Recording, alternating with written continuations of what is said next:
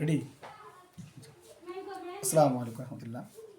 আমাদের আজকের বিষয় হলো ইসলামিক সমাজ ব্যবস্থা এবং রাষ্ট্র ব্যবস্থা।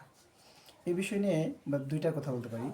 এক নম্বর হলো ইসলামিক সমাজ ব্যবস্থা অনুসারে যদি আমাদের দেশটি অতিবাহিত হয়, আমরা যদি পাশ্চাত্য ব্যবস্থা অর্থাৎ ব্রিটিশ শাসিত যে আইন, এই আইনকে প্রত্যাখ্যান করে আমাদের ইসলামিক রাষ্ট্র অর্থাৎ কোরআনের শাসন আমরা কায়েম করতে চাই, তাহলে আমাদের প্রথম হলো যে আমরা স্বাভাবিক যে আমাদের অন্যায় অত্যাচার জুলুম নির্যাতন সমাজে যে অন্যায়গুলো হতেছে, যে খারাপ কাজগুলো হইতেছে, এগুলো থেকে আমাদের মানুষগুলো অটোমেটিকলি চলে আসবে।